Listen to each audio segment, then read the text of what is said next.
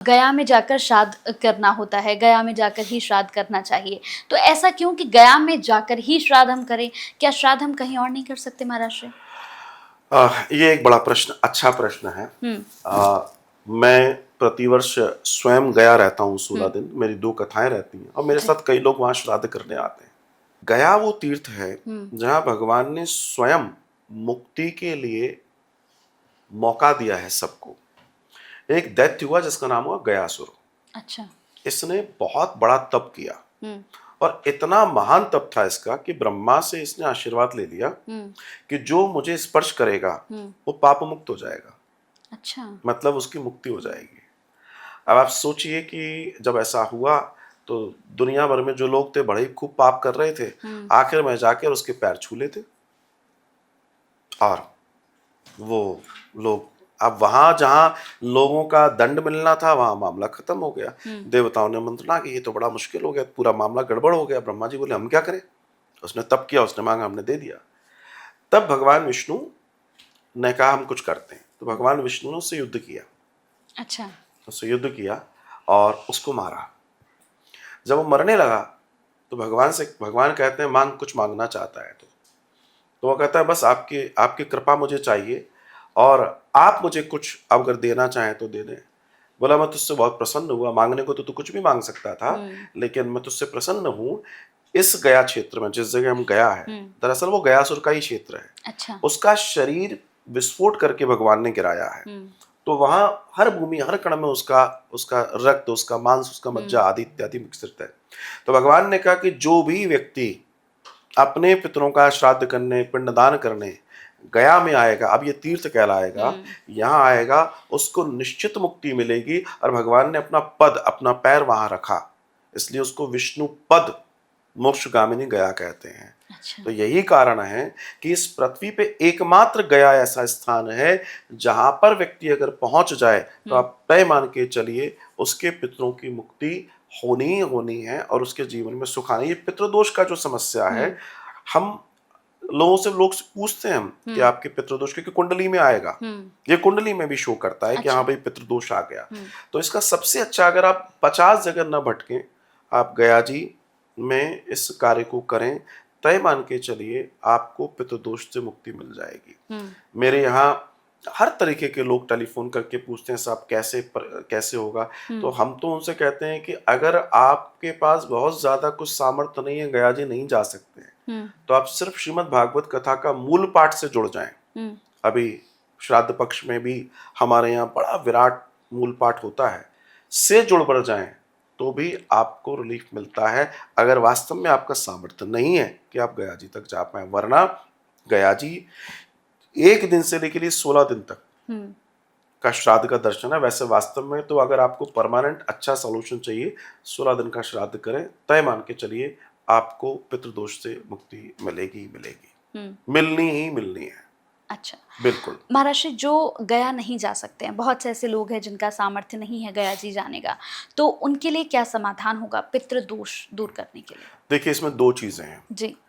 एक होता है गया हम इसलिए नहीं जा सकते क्योंकि हमारे पास समय नहीं है, और एक ये है कि हमारे पास धन नहीं है। मैं दोनों के लिए बताता हूँ। पहले मैं धन नहीं वालों के लिए बताता हूँ।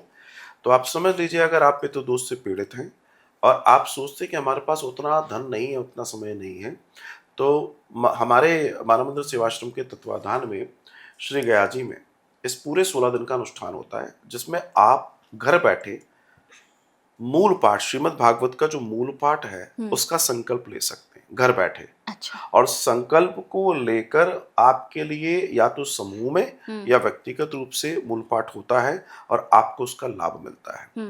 वो लोग जिनके पास वास्तव में समय नहीं है, पैसा तो है, उनके लिए ये होता है कि फिर वहां ब्राह्मण प्रतिनिधि नियुक्त होता है। अच्छा। वे टेलीफोन पर संकल्प लेते हैं। हाँ।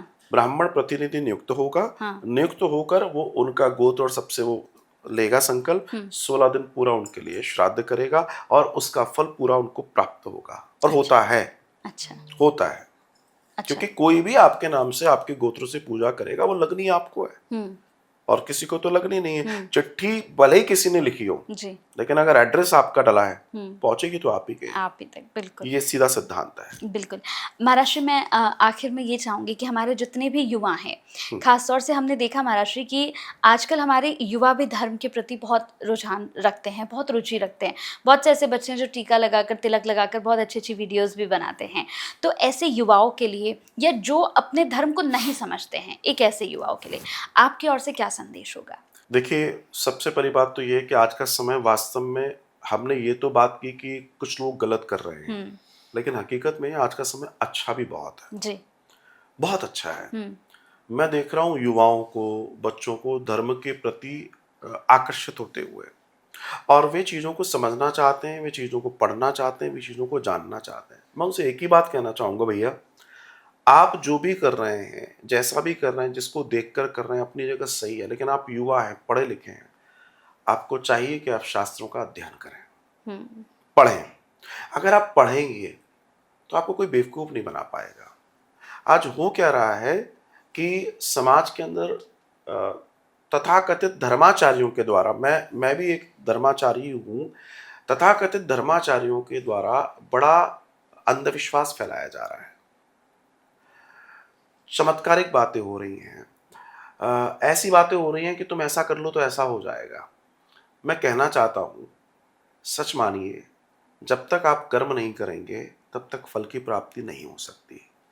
अगर सब चमत्कार से हो जाता, अगर सब कुछ टोने टोटकों से हो जाता, तो भगवान को 700 श्लोक की गीता कर्म के सिद्धांत को बताने के लिए नहीं कहनी पड़ती।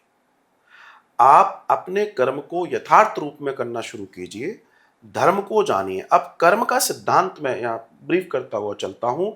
कर्म के दो लक्षण, वैसे तो बहुत बड़ा दर्शन है, मैं छोटा सा बता देता हूँ।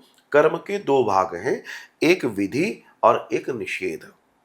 विधि मतलब जो हमें धर्म बताता है कि ऐसे कर्म करना चाहिए, और निषेध मतलब धर्म कहता है ऐसा नहीं करना चाहिए। तो जो विधि कह रही है उसके अनुसार कर्म करना ही जीवन है, और जो निषेध है, अब जैसे चोरी करना, डाका डालना, किसी को गलत करना, निषेध है। आपका नहीं नहीं कर्म, ये भी तो कर्म है, नहीं, ये निषेध कर्म है, इससे आपको लाभ नहीं होने वाला। तो जो भी युवा मेरे भाई बहन हैं, जो लोग धर्म को जानना चाहते हैं, थोड़ा थोड़ा स्टडी करना शुरू कीजिए। आप स्टडी करेंगे, निश्चित मान के चलिए, आपका बल बढ़ेगा, आपकी आपकी चेतना जागृत होगी, और जब उस पढ़ने के बाद आप किसी को सुनेंगे तो आप सही गलत का अंदाज़ा स्वयं से लगा पाएंगे कि मैं किसे सुनूं और किसे ना सुनूं। एक बात और कहता चलूं कि सुनने से ज़्यादा महत्वपूर्ण है किसे सुन रहे हो और क्या सुन रहे हो। सुनने से ज़्यादा महत्वपूर्ण है, क्योंकि अक्सर होता हम सुन तो रहे हैं, लेकिन जिसे सुन रहे हैं वो कौन है, उसका बैकग्राउंड क्या है, या जो बता रहा है उसके बेसिस क्या है। अगर ये नहीं हमने जाना, तो फिर कहीं ना कहीं हम भी उस अधर्म, पाखंड और अंधविश्वास की डोर से बन जाएंगे, जो कहीं ना कहीं हमें गुलामी की ओर ले जाएगा। मेरे सनातन का बहुत बड़ा नुकसान यहाँ से शुरू होता है, जब अंधविश्वास आदि चीज़ों में हम देखते हैं। अभी आप देखिए, मुझसे लोग प्रश्न करते हैं कि ये जो माता जी आती हैं, तो क्या वास्तव में माता जी आती हैं? अब मैं उनसे क्या कहूँ, अगर माता जी आती, तो माता जी अगर पैर रख दें तो न जाने कितने भूकंप आ जाएं। तो अब आप लोगों को समझना है, आप लोगों को जानना है। आप युग बदल रहा है, चीज़ें बदल रही हैं भैया। कड़वी बात कह देता हूँ, बड़े बड़े लोग लाइन लगाते हैं कि माता जी के पास जाएंगे, माता जी कुछ बता देंगी। माता जी अपने घर का कुछ नहीं कर पा रही, उनके घर में परेशानियां, तुम कह रहे हो तुम्हारी समस्याएं दूर हो जाएं। इस ढकोसलेबाज से बचिए। ये सिर्फ एक तरह की ट्रिक है, फेस रीडिंग है, चीज़ें हैं, तुक्का है, लेकिन सच मानिए, वो पराशक्ति इस हाड़ मास के शरीर में जो अनेक विषयों से भरा पड़ा है, इसमें कहाँ आएगी और क्या करेगी, उसे आप, फिर मैं कह रहा हूँ, पढ़िए, लिखिए, अगर अपनी आत्मा के चिंतन को देखिए, आपका विकास होगा। मेरे सभी सनातनी भाइयों से एक ही निवेदन है, पढ़िए, ताकि आपको कोई बेवकूफ़ न बना सके, और आप वास्तविक धर्म को जान पाएं। और आप धर्म को जान गए तो कल्याण आपका भी और आपके द्वारा समाज का भी।